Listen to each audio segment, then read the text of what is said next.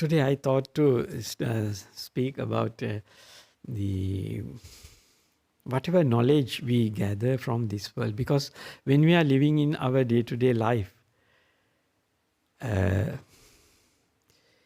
we experience different things. That's when you see in your day-to-day life, when we are dealing with different issues, we get some experiences. In the same time, we read things, we listen to some other people's sayings or the news, or sometimes these days mostly people use internet to get information. So so this social media, the YouTube, there's so many different things. You get information. In the same time, sometimes if you have interests regarding the Buddha's teachings or other religions or whatever teachings you can get in this world, so you read these things. So most important thing is why we read, why we want to know all these things. What is the purpose we get from all these knowledges? Because some of these knowledges we used to get because we have to do a job to live in our day-to-day life, or we have to do things which are related to our life, or we have to look after our health. So then we read and we gather some knowledges for those purposes. So sometimes we used to enjoy knowledges. We collect knowledges and we speak with other people. And sometimes we want to argue with others, or you are wrong, I am correct. So that's why we gather knowledges. So we read things. But we have to keep in mind this, our minds always get the support of our past associations or the past intentions arose in our mind previously. So that is how our consciousness works all the time. So karma is always supported to our functionality of this consciousness. There is a functionality of our eye, ear, nose, tongue, body and mind. It is a part of our life. It is a part of, for all living, it is the way how this consciousness works in all living beings. It is not your personal fault or something. It is the way how it works. It is a natural process. So that's why whatever thing we perceive now, always based on our past intentions or past experiences. So that's why the way of dealing with is information always come from the habits. So sometimes is some fields of our experiences or the knowledges we get through internet or other media, television, internet, all these kind of things. We get information. Always we are using those devices to get information, and we think we should get this information. It is because sometimes for some professions, these things are actually necessary to have those information to do their duties. Not only that, even for a person who is living in a house, so some of this information is important for their day-to-day life. But some other things sometimes we get these things to have that understanding about this world.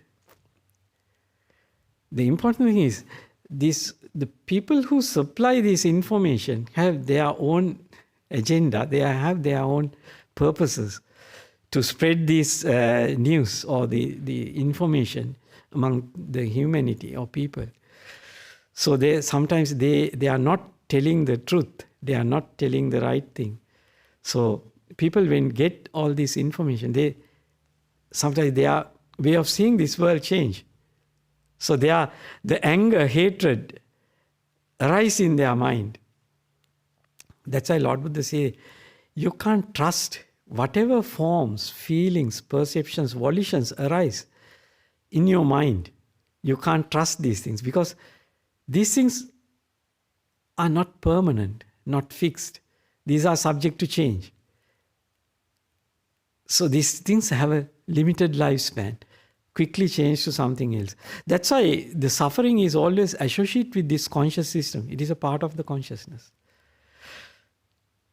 So when we read things, when we see things, if you are not taking into account that whatever thing we see, whatever things we hear, whatever thing we think and understand is impermanent.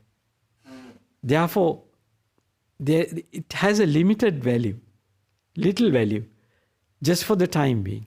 Because when the time is passing, you get a different set of information, or you see something different in the same thing, or you get a different information which is not approve the previous information. That means it disprove the previous information. This is wrong.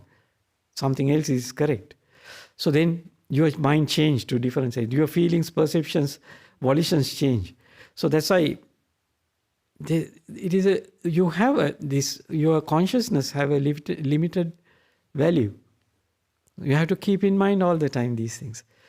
So that's why when you have this approach towards whatever thing arises within you, all forms, feelings, perceptions, volitions, and consciousnesses arise within you, have a limited value. So then you can quickly let go. You are not strongly holding on to those views. And not only that, whatever unskillful mentality arises within you, you can cut off quickly. Because unskillful mentality means sometimes when we get some of this information, you get upset and angry. You get unhappy. So this anger, hatred, always unskillful, leads to more problems. If you speak when you get angry, it leads to more problems because that speech based on anger, hatred. So that means this is all false speech, divisive speech, harsh speech, all these wrong speech arise based on anger, hatred. So anger, hatred always based on delusion. You are not taking into consideration whatever thing arises within you, these all forms, feelings, perceptions, volitions, have a limited life, have a limited value. These are subject to change sooner or later. So the state of mind also change. That means the way you attend to those objects also change. So then you see whatever intention arises in this moment may not have after a few minutes. Sometimes the opposite thing may arise within you, in your mind. Now you want to tell things strongly, harshly, but after some time you think, oh, it is not the right thing to do. So when you have this understanding, when you apply, when you keep in mind mindfully, that is one of the most important parts of mindfulness. Sati Sampajanya, having the right knowledge, right understanding about your forms, feelings, perceptions, and volitions when you are dealing with objects. So that's why Lord Buddha always emphasizes these things. You have to keep in mind these things. Take into consideration all the time. That is Sati Samprajanya. Sati Samprajanya means the mindfulness with right understanding about the nature of your consciousness, nature of your the feelings, perceptions, and volitions. These are all impermanent stuff. When you holding on to these things, leads to suffering. If you let go things and release your mind, it leads to happiness, peace, calmness, and liberation of your mind. When you are dealing with these things, you have to use the skillful means. That means non-greed, non-hatred. So these are skillful means when you are dealing in your day-to-day life. You have to cut off and let go hatred, anger, and craving. Not craving actually, strong greed arise in our mind with these the objects, the feelings, perceptions, and volitions. Forms, feelings, perceptions, and volitions. This strong wanting, greed arise. So we should know we had to cut off these things and use these things just for the time being, just for the purpose of your day-to-day life, not to take these things further. So it leads to happiness. So that's why when we are learning Dhamma, that means the teachings of Buddha, so we should have that understanding about the purpose of this Dhamma.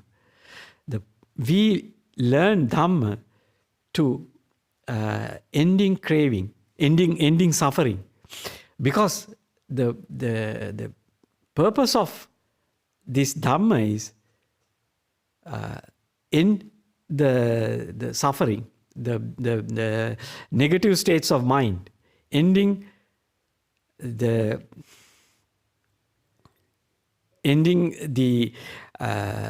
understanding the cause of suffering, understanding the cessation of suffering, understanding the path to the cessation of suffering. So, to get those understanding, which leads to the ending of suffering. When you know these things, you can apply in your day-to-day life. Whatever thing arises in your mind, you can apply it and bring your mind to the peace. You bring your mind to the calm states, happy states. Otherwise, you'll fall into the unhappy states, more confrontations, fighting, and all unhappy things within your body and mind and within the people who associate with you. If you are dealing with these objects in the wrong way. So that's why Lord Buddha say, keep the mindfulness for this purpose and learn Dhamma for the right purpose. Not used for arguing others, or not use it to, you learn Dhamma not to show others, I am the knowledgeable person. So my understanding is better than your understanding. So then argue with other people. That is not the purpose. When you learn Dhamma in that purpose, it comes from the wrong place. Because wrong place means the wrong understanding about this I, nose, tongue, body and mind. These are not self, not a person. Your feelings, perceptions, volitions arise based on whatever thing you know now, whatever thing you understand now. So these things always based on your past karma, past way of dealt with things in past. So these things have a limited lifespan. So then you can't take these things as I, me, myself, because these things are changing all the time. There's no fixed self here. So then you can quickly let go things, quickly liberate your mind, not attaching to those things. So it leads to peace and calm. It leads to your peacefulness of your mind. It leads to let go things, not to engage with things and go with these things forever. So that's why Lord Buddha say, so you should have that right understanding. The basis, you have to develop these bases and develop the right relationship first.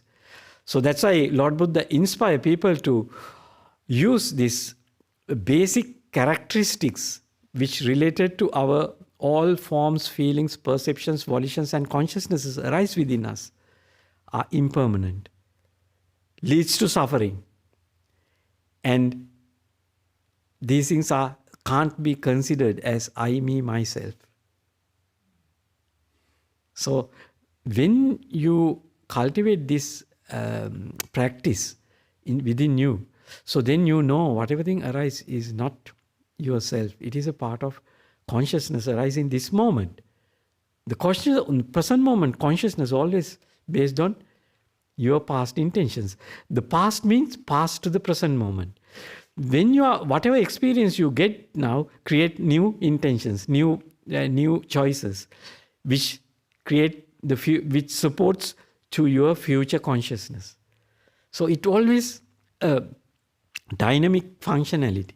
It is always work out new things. And so that's why Lord Buddha say, until otherwise you understand the cessation of this consciousness, you don't understand how this suffering go to the cessation.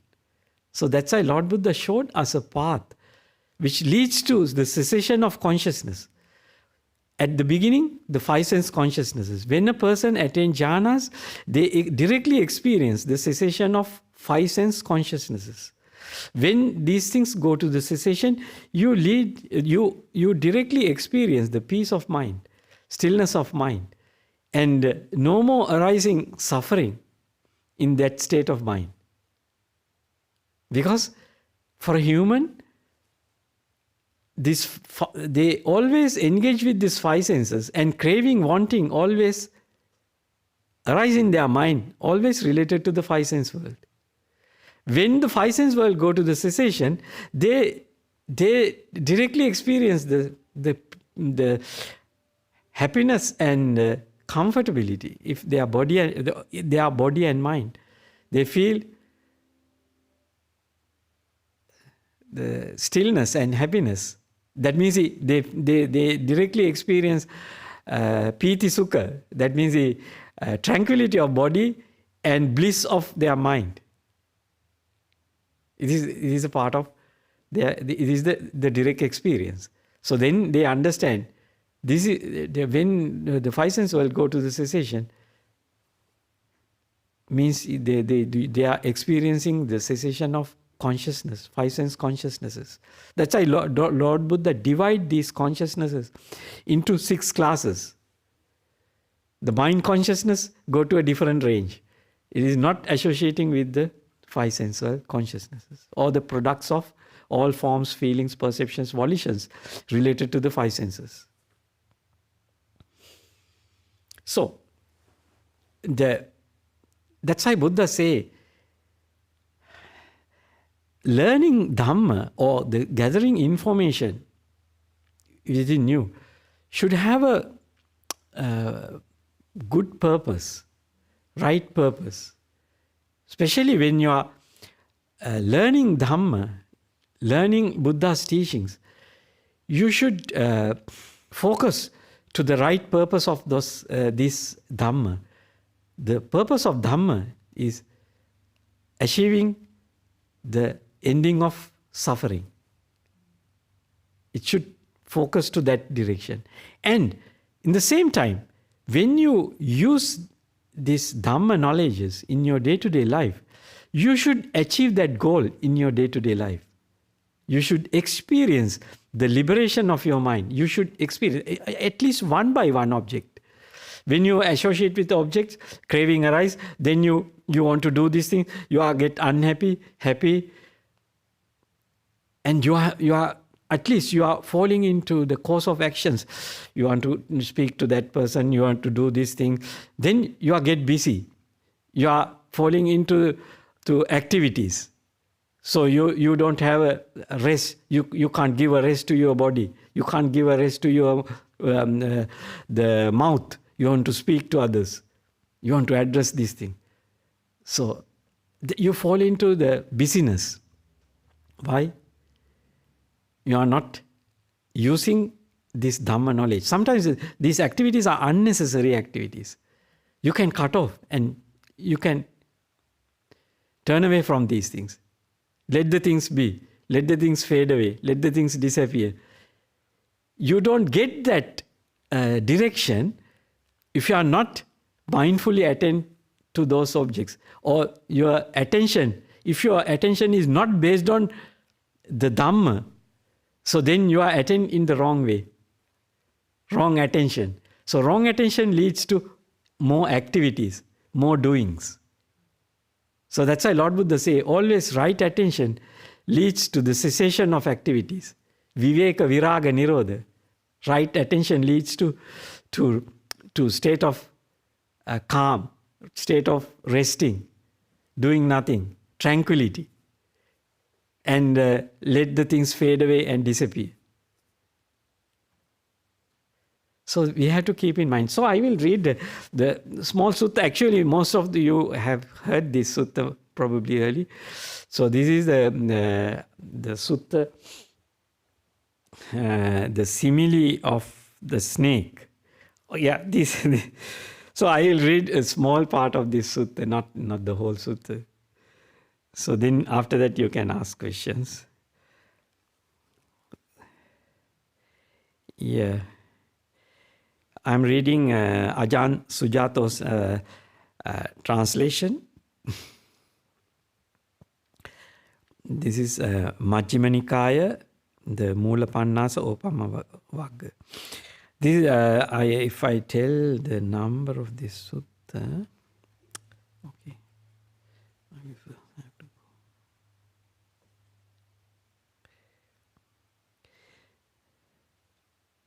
This is Majjhima Nikaya. This is MN 22. The sutta is MN 22. So if you read in Sutta Central, you can read MN 22. Majjhima Nikaya 22. The simile of cobra. The Pali word is Alagaddupama Sutta.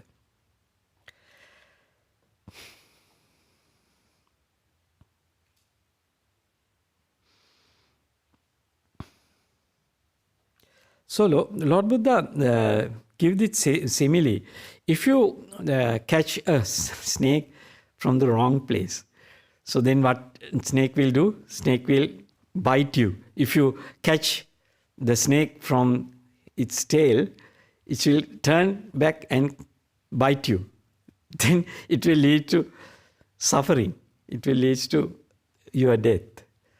So if you catch the snake in the right place, it can't bite you. So you may not get harmed by the snake. So that is the meaning of simile. When you listen to Dhamma and understand Dhamma in the right way, it will lead to your happiness and diminish your suffering.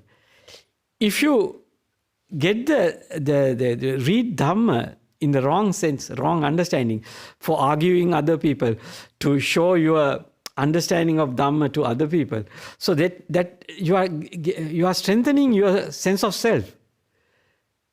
Because you want to do, it leads to more actions. That means you are strengthening your sense of self.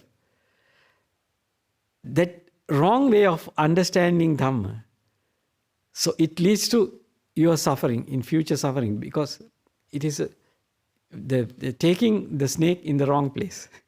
Okay, you are holding the snake in the wrong place. So that's why Lord Buddha say, Lord Buddha explain in this way, this sutta. This is actually an extract, a small part of sutta. Actually, this one is a long sutta. I'll read this part of the sutta. So I will read the first, how this sutta start.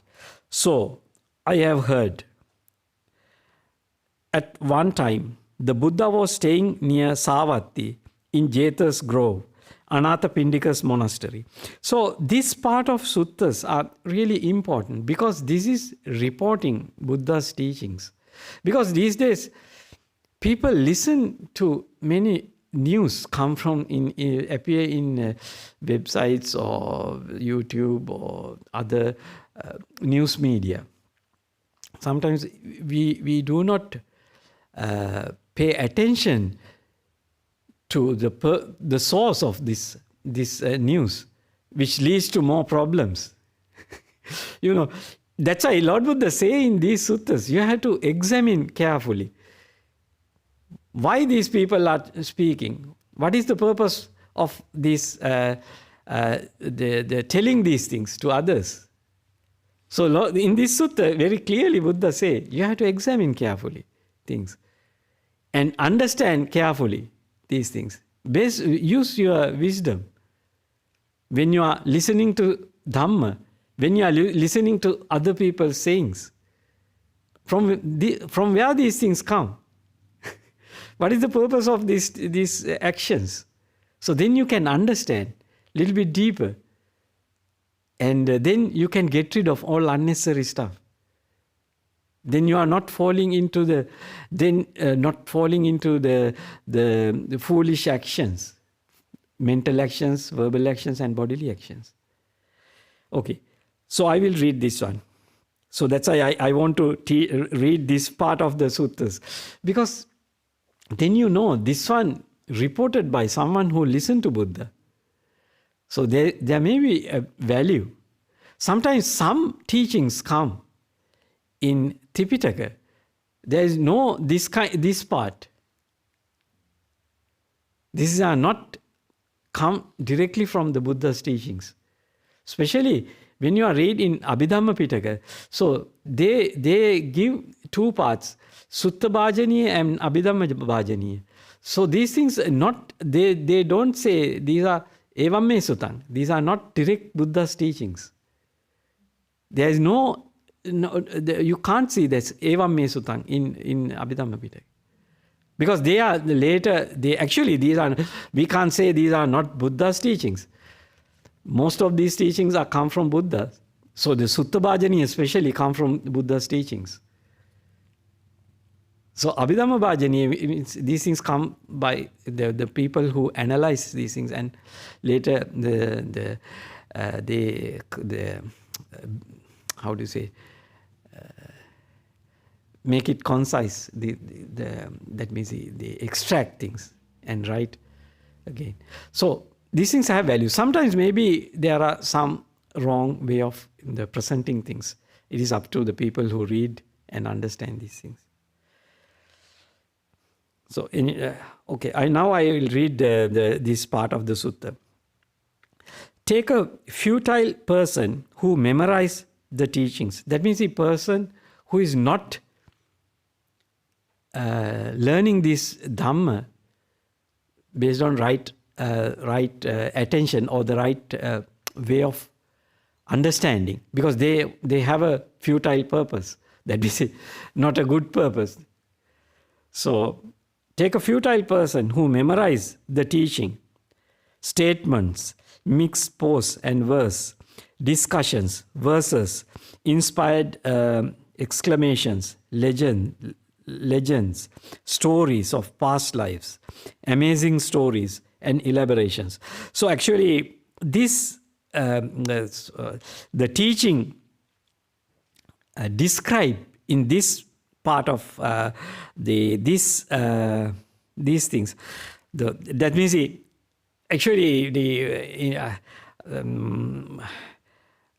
Ajahn Sujato says these things later added parts, because in early versions of these suttas do not give all these categories of suttas. So they later analysis add these things. But it is okay to say these things, but you have to understand Dhamma is Lord Buddha's direct teachings. Later people, when they learn these things as texts, they categorize, they classify suttas into these classes. So then they classify as statements, mixed prose and verse, discussions, verses, inspired exclamations, legend, stories of past lives, amazing stories, and elaborations. Okay, I will read. But they don't examine the meaning of those teachings with wisdom. This is the Buddha emphasize here. When you hear something as a Buddha's teachings, you have to carefully examine the meaning of those teachings with the wisdom. And so don't come to an acceptance of them after deliberation. So the people who have the futile attention, that is wrong attention to those teachings, that means they have a different purpose. That means for arguing others, this kind of purpose they have. That's why they don't come to an acceptance of them after deliberation. They are not carefully pay attention to the meanings of this Buddha. Why Buddha teach these things to people? So they take the different aspects of their teachings and they learn these things based on different view, different understanding. They memorized the teaching for the sake of finding fault and winning debates. They don't realize the goal for which they memorize them, because they are wrongly grasped. Those teachings lead to their lasting harm and suffering. Because they are wrongly grasped these things, these teachings leads to their harm and suffering, because they wrongly understand things. So that's why it is very important to understand all these teachings leads to the cessation of suffering, ending of suffering. So not holding on to weaves, ending of the weaves. This all, when you learn Dhamma, it should lead to ending of weaves, ending of consciousness, ending of forms, feelings, perceptions and volitions. Not to having more. So this is one of the important aspects of Dhamma. When you learn Dhamma and when you are practicing Dhamma, it leads to the peace, calm and happiness. Not leads to more thinking, more activities.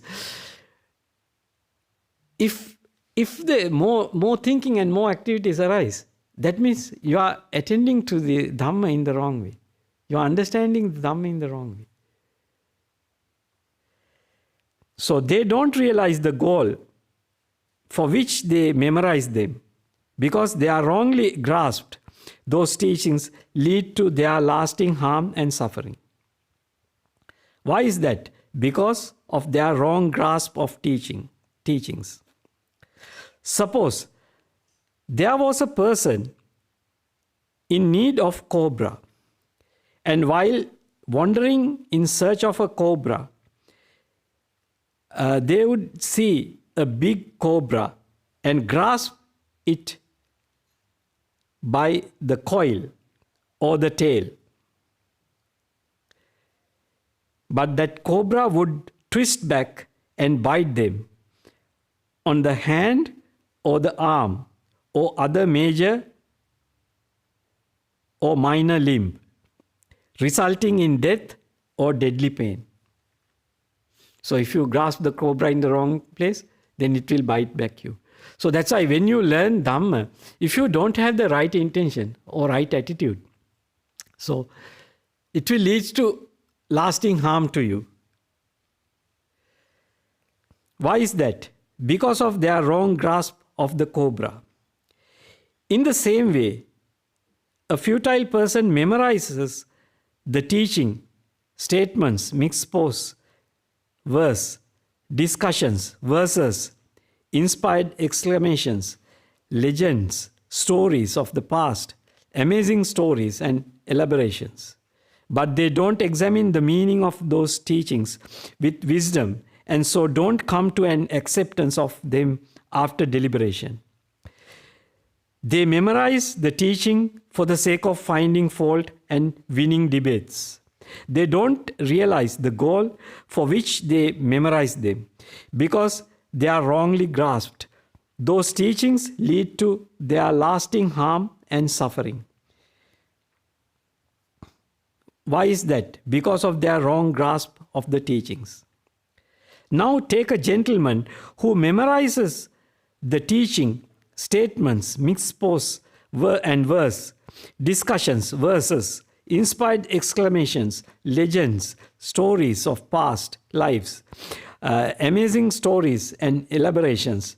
And once he memorizes them, he examines their meaning with wisdom and comes to an acceptance of them after deliberation.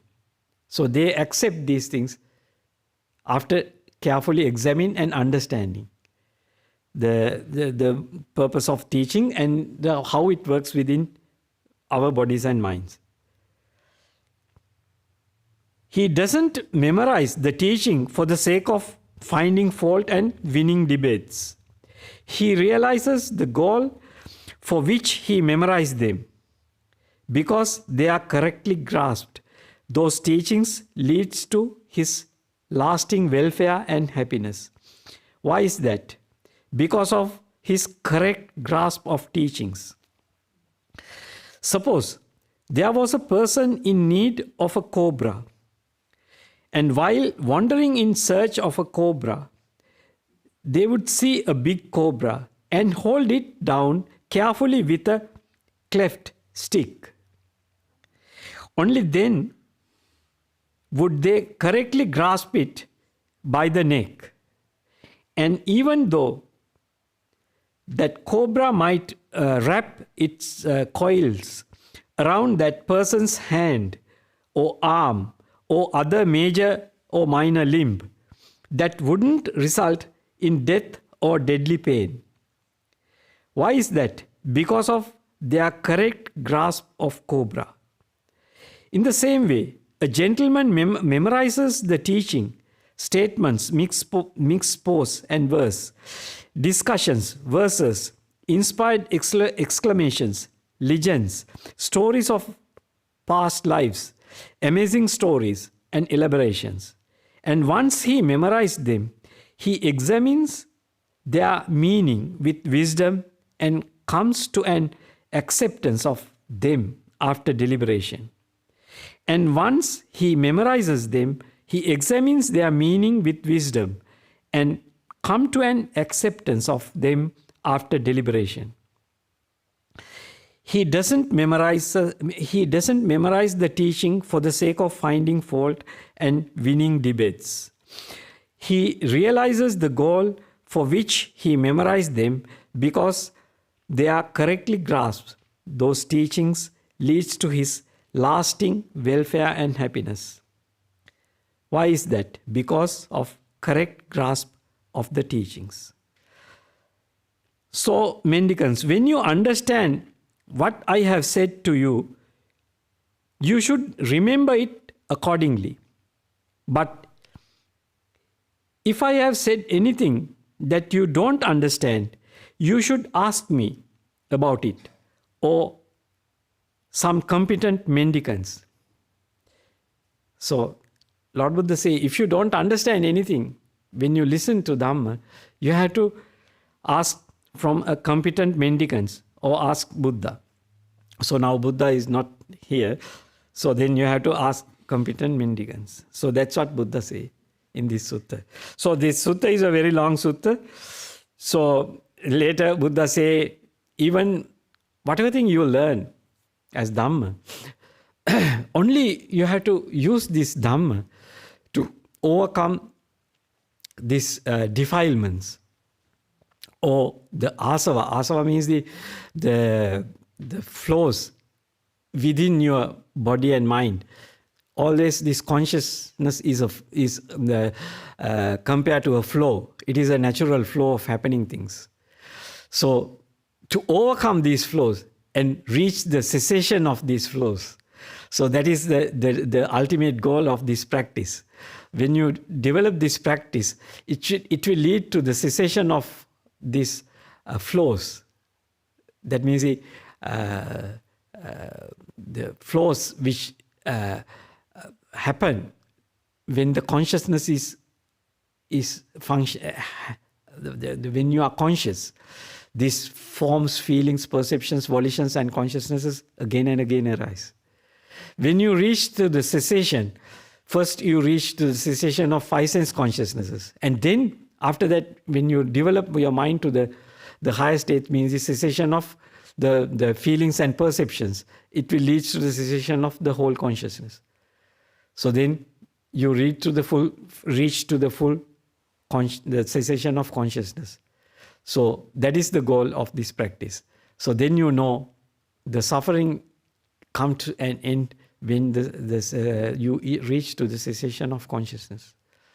So that is the purpose of the purpose of this Dhamma. Cessation of consciousness means cessation of all this, the understanding of these teachings. So the wisdom or knowledges go to the cessation. You are not no more going to holding on to these things.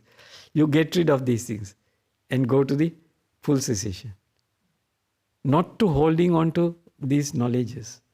these feelings. Because knowledge, whatever thing you call knowledge, means another concept, another thing you are holding on to. So that's why the important thing is to develop your mind to the cessation. Let the things fade away. Let the things disappear. No need to holding on to these things. So the next, actually, the Lord Buddha gave another simile. How you should let go your knowledge, even the Buddha's teachings, and reach to... I will read quickly this part also. This is something strange for sometimes when you take into consideration how Buddha teach these things.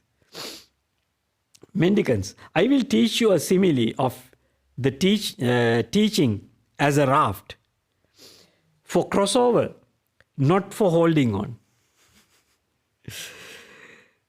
Listen and apply your mind well. I'll speak. Yes, sir, they replied. The Buddha said this.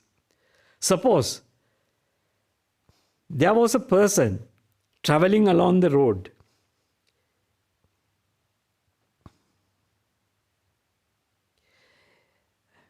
They would see a large deluge. Maybe my pronunciation is wrong. Deluge, no?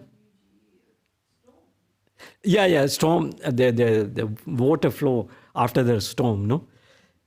Deluge. They would see a large deluge whose near shore was dubious and dubious, no? And perilous. Is that, I'm pronouncing correctly? I'm not. Perilous. While the far shore was a sanctuary free of peril. Yeah. They would see a large deluge whose near shore was dubious and perilous, while the far shore was a sanctuary free of peril. But there was no ferry boat or bridge for crossover. They would think, why don't I gather grass, sticks, branches, and leaves and make a raft? Riding on the raft and paddling with my hands and feet, I can safely reach the far shore. And so they would do exactly that. And when they would cross over to the far shore, they would think, this raft has been very helpful to me. Riding on the raft and paddling with my hands and feet, I have safely crossed over to the far shore. Why don't I hoist it on my head or pick it up on my shoulder and go wherever I want? So one person can think like that once they cross over the shore. Lord Buddha asked, what do you think, mendicants? Would that person be doing what should be done with the raft? So Lord Buddha asked the mendicants. No, sir. And what mendicants should that person do with the raft? When they would cross over, they should think, this raft has been very helpful to me. Why don't I beach it on the dry land or set it adrift on the water and go wherever I want? So that means that is the way Lord Buddha say. So that is what the person should do with the raft. So no need to carry it with you. In the same way, I have taught a simile of the teaching as a raft for crossover, not for holding on. By understanding the simile of raft, you will even give up the teachings, let alone what is not the teachings. So whatever knowledge you gather when you are listening, when you are reading books, you have to let go. You have to get the purpose of that knowledge, not to keep with you. If you want to keep it with you, it will strengthen your delusion. It will strengthen your sense of self. When you holding on to these knowledges. So that's why when you get any knowledge regarding anything, you have to get the purpose. You have to attend, you should know what is the purpose of this knowledge. You have to get the purpose and throw away. Because all these knowledges have a limited lifespan. Whatever thing you learn when you go to school, how much you can use? Some of these things are obsolete. No one is using. So the new things people use, all the new knowledge, new stuff. So that's why no need to holding on to these things. Just get the use and throw away. So now if you have any questions, now you can ask. Okay, good. Thank you, Ajahn. The people online can't hear, so I might... Thank you, Ajahn, for a very deep talk today. We'll alternate questions, starting... Just what occurred to me at the end, our knowledge has become obsolete or unnecessary, but they're nevertheless... Yes, I sort of wonder sometimes if they're not still underneath, that there isn't still some sort of life, I guess, in our earlier knowledges. So could you comment on that? Yes, because we have to use the knowledges.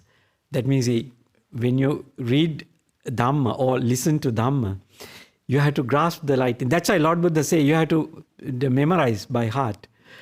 And then you can use it in your day-to-day life until you overcome these cascade flows within, automatically happening within you. You have to achieve the cessation. You have to develop your mind to the states of cessation. That means the mind, you have to develop your mind to the jhana states, where you directly experience the cessation of five sense consciousnesses. So that's why, that is the purpose of Dhamma.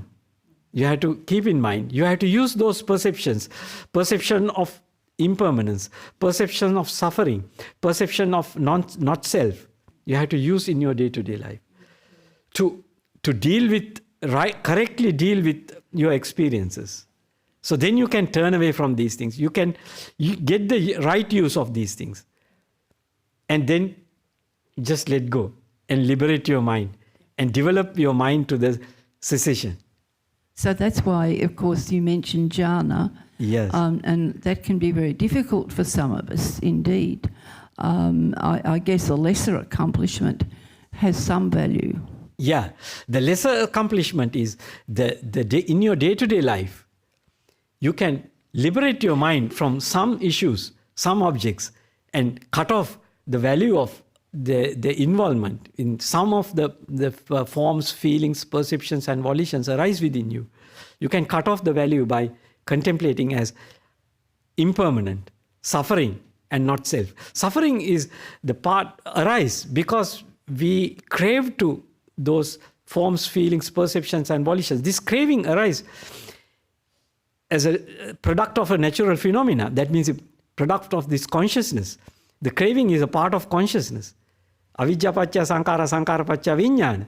So the vijnana, when the vijnana is exist, that means consciousness is exist. This craving, wanting arise. If you are not aware of these things, your mind don't come to those cravings or the wantings. Then no suffering arise. The previous days also, on the Buddha, I read some suttas. Buddha say this consciousness is Mara. You have to abandon this Mara. Until otherwise, you always fall into suffering when you are conscious. It leads to the craving, wanting. If you are not mindfully cut off and let go, these feelings, perceptions, volitions, consciousnesses arise within you. You are naturally they encounter the suffering. So that's why you have to keep in mind these knowledges. So use the purpose of that Dhamma. Otherwise, you are not getting the purpose of the Dhamma. You just memorize these things and talk with other people and teach to other people, but you are not using it. Thank you. Ajahn Aranavihari, there's an online question and then we'll come back to the room. So this question is about what to hold on to and what not to. How to deal with people who try to force you to give up the old and the new, even if you are happy with what you have, that you may cling on to old things that still work, but are being asked to change with the new, including friends and family around you. And when you refuse, maybe they respond with anger and shouting and saying that you are ungrateful, and that takes a mental toll. So maybe sometimes people are happy what they have, but they are being asked by family members to give that up to change. Yeah, this is a part of our life. Sometimes, depending on where you live, sometimes you depend on other people, you are rely on other people. So then, even when you are going to jobs, sometimes the higher ranking people or the people who are in the higher the levels will instruct you to do this thing, do that thing, but you don't know. It is not necessary. Or you think it is not, not good to do these things.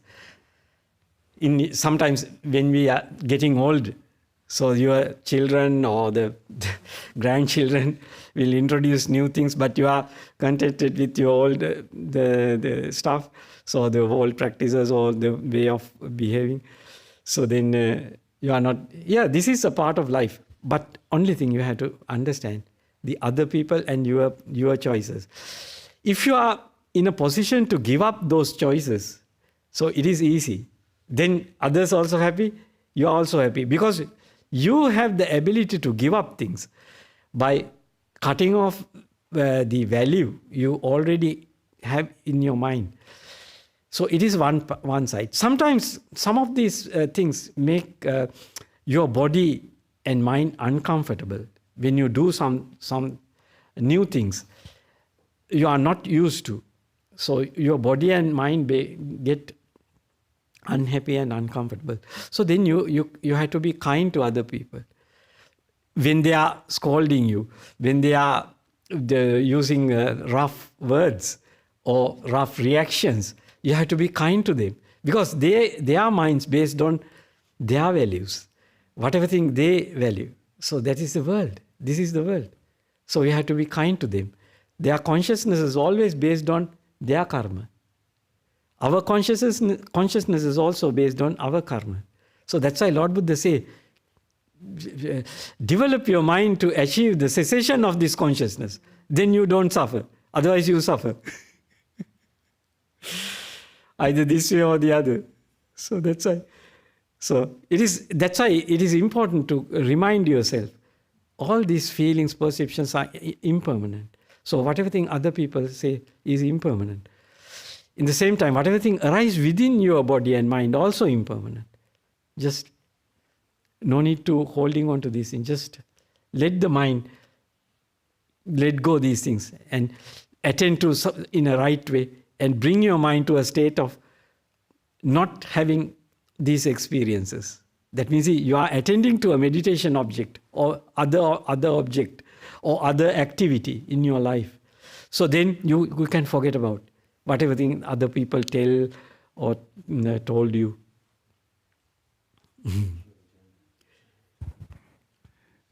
Thank you for the Dhamma talk, Ajahn. An example of, I thought of an example. Suppose,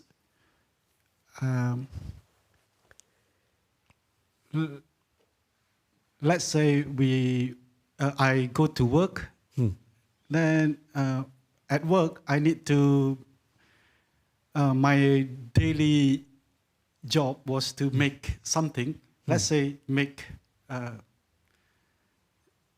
restaurant, the chef cook.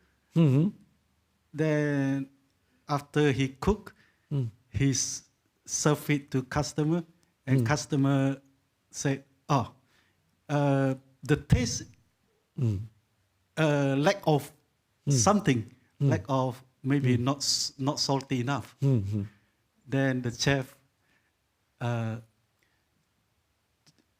to please the customer, the chef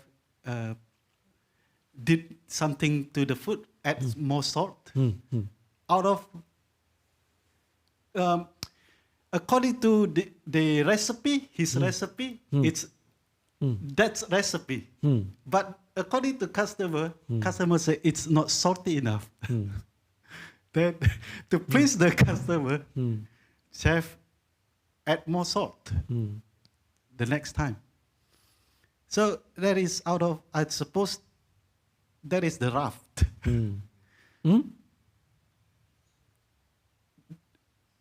I think that is the raft. Do you agree? Yeah, this is the way, this is the way how you should live in this world, When you are dealing with other people, you have to be kind to themselves, because they talk based on their feelings, perceptions and volitions. They act based on their feelings, perceptions and volitions. This is a part of this consciousness. So when you are dealing with your body and mind and other bodies and minds, you have to be kind. You have to understand. Because this is a natural phenomena. So that's why the chef should add more salt for them, or give a salt bottle to them. So then they add more salt and eat. So that is their choice. So in the same way, when you are living in your day-to-day life, when you are dealing with other people, you have to do like that. Or you have to, if you can avoid, then it is okay. If you can't avoid, you have to deal with that way. So the raft is not, the raft means you are holding on to views. You are holding on to concepts which not benefit, because it strengthens the self. Then it leads to more unhappy states of mind. That means you are then falling into the arguments and different kind of unskillful states of mind. Greed, hatred based actions, verbal actions, bodily actions. Because the self, it comes from the wrong place. Because of wrong attention to these mental objects. So these are, if you take these objects as impermanent, leads to suffering. And these are not I, me, myself. This perception arises because the causes and conditions in this moment. When the causes and conditions change to something else, your feelings, perceptions also change to something else. So then, no value to fight in this moment. There is no fixed personality. When you attend to any view or any concept arise in your mind, you can quickly let go. You can tolerate any other person's saying or any other concept which other person express or they tell you. So that is the way how you should. And not only that, you should attend to the purpose of these teachings. So then you get the purpose. Once you get the purpose, you can throw it. So the purpose of the chef is to cook and feed other person. So if other person don't like your food, so then it is a problem. So then you have to give the right food to them. Okay. Thank you, Ajahn. There are two questions online that I will combine. They relate to how to learn from the teachings. Yeah. One is someone finds it hard to remember the words of the teachings, so how to improve. And the other is, as they listen to the teachings, hard to concentrate. And all these distractions make it difficult to concentrate on the teaching. Yeah. So I think both of these are about the teachings. Do you have any advice? Yeah, if you can't concentrate on the teachings, so that means it is good to calm down your mind by letting go things. So just take into account these simple things. So that's why I always, not only I actually, Buddha always point out that uncertainty, impermanence of all our feelings, perception, forms, feelings, perceptions, volitions, and consciousnesses arise within us. This is a simple teaching. You know, when you take that all forms, feelings, perceptions, volitions, and consciousness are impermanent. So whatever the thing come to my mind is impermanent. So then we can let go things. We can let our mind calm down. When our mind get calmed down, then we can attend to Dhamma carefully. We can examine things. When our mind is scattered in many different feelings, perceptions, so then we can't focus on one thing. So that's why it is good to practice meditation. Train your mind to attain one object and let go all others. So this is the basic training of the meditation. So we just focus on one thing and let go all other things. So that kind of practice, if you train your mind to do these things, so then your mind can focus to one thing and keep attention on that thing and understand the meanings of the teachings. Are there other questions from the room? There is one. Hang on.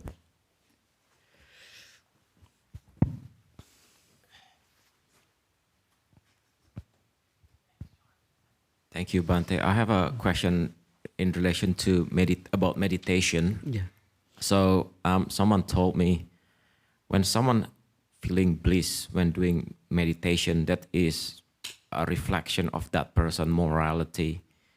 So my first question is that correct? So the other things is that if someone don't have a good morality, for example, if they keep on forcing meditation or keep practicing meditation, will that person who has not a good morality, will that person can have a bliss meditation? Yeah. Even a person don't have a morality, if they have other skills, they can develop the meditation based on other skills. So then, if they don't have the good morality, but they have a strong faith regarding the good activities of other person, so you rejoice someone else the morality or their good practices, it will make you happy. There's the quality of that is a quality of mind you develop, rejoicing good activities or the something good. So that's why Lord Buddha say, even though you don't have one thing, you can use another thing to develop the stillness. Once you develop the stillness, later you can understand the value of morality. Because sometimes even some people went to Buddha without having morality. But Lord Buddha inspired them to do the right thing. So then once they start doing that, then their wisdom arises within themselves and they abandon all the bad actions they had done early. The simple example is this Angulimala. So that's why. So anyway, if a person have a good morality, actually, when they recollect their good morality, so then they get the bliss, they get the happiness of that recollecting the morality. That feeling, they can focus their mind to that feeling, that then they can develop the stillness of mind based on that feeling. So that's why the same way the Buddha say, if you can rejoice, other people's good activity is also helpful to bring your mind to the stillness. When you focus to that feeling, so it is a kind of training. You have to carefully train your mind to do that. Because the training is the important part. You have to apply again and again and again and train your mind to do that. It may not happen straight away once you listen and understand it, but you have to train your mind. The training is the most important thing. That's why you can listen to Dhamma and understand Dhamma, but if you don't apply it within your mind and practice it to get the result, until otherwise you don't get anything from Dhamma. You just listen, it's just a knowledge for you, but no purpose. For achieving the purpose, you have to use that knowledge to achieve the goal. Purpose of the Dhamma, you should know the purpose of the Dhamma and get the purpose of the Dhamma by practicing correctly. Not to keep as a knowledge. That is the most important thing. Most people take it as a knowledge and then they say, I know this one. I know everything impermanent. All leads to suffering, not self. I knew these things from 20, 30, 40, 50, 60 years. That is not serve me anything. Why? You didn't apply in your day-to-day life. You didn't practice letting go based on this knowledge. When you use this knowledge, you can cut off and let go things and release your mind from state of suffering, state of cravings, and liberate your mind. When you are doing this one, you directly experience the liberation. You directly experience the freedom of suffering by practicing the right view. Then you get holding on to these things, and then you know when this consciousness is working, it creates the craving and wanting and make the suffering states. So then you want to liberate your mind from consciousnesses, 5 senses. Your mind gradually go to the deeper stages. Because the use and get the use and directly experience the fruits of the practice. Purpose of the knowledges. You get the purpose of the knowledge. Thank you, Bhante. Thank you so much, Sadhu, for the talk. Sadhu. We have few announcements to make because it's 10:50 now. Regarding the SOS retreats at Newbury Monastery, Ajahn Brahm has a 9-day retreat, and it's over the Easter weekend. And from 17th of April to the 24th, there are still some spots remaining. If you are interested, please do apply. Go to the website and apply for it. We are seeking for volunteer caretakers to join the team at the retreat center. This is a unique opportunity to live in a peaceful retreat setting, support the community, and deepen your connection to the Dhamma. So the roles available, it's general caretaker role to help with the daily upkeep and support the retreat operations. If you are interested in this opportunity, please visit the announcement section in the newsletter and website which has the links for more information.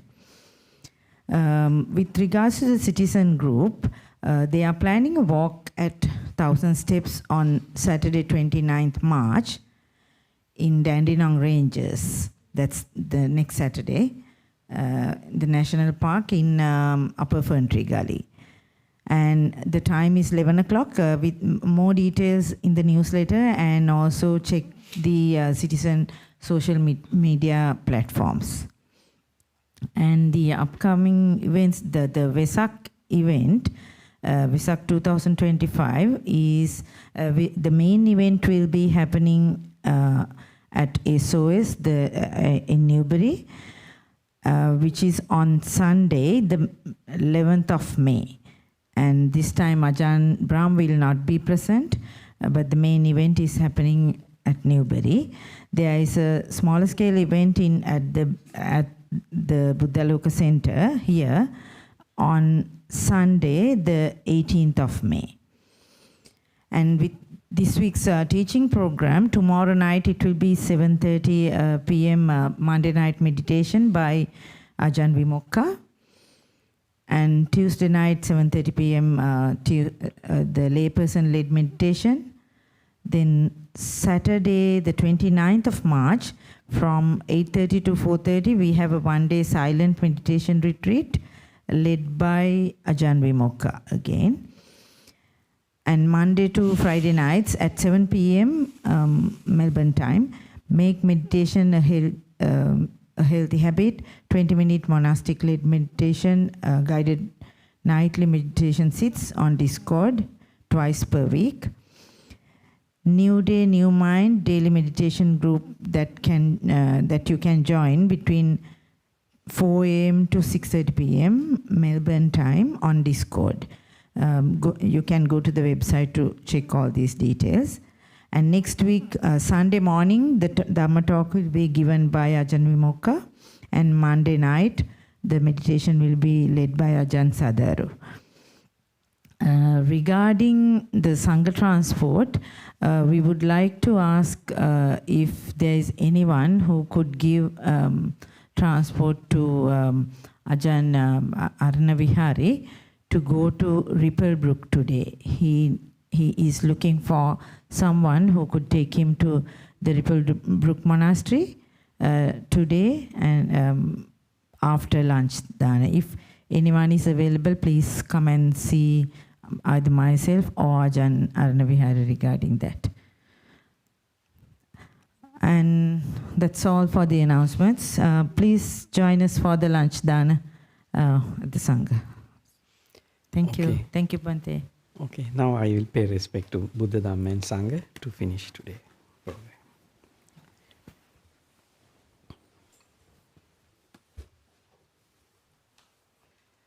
Arahang Samma Sambuddho Bhagava Buddhang Bhagavantang Abhivadi Swakhato Bhagavata Dhammo Dhammang Namassami Supatipanno Bhagavato Savaka Sangho Sanghang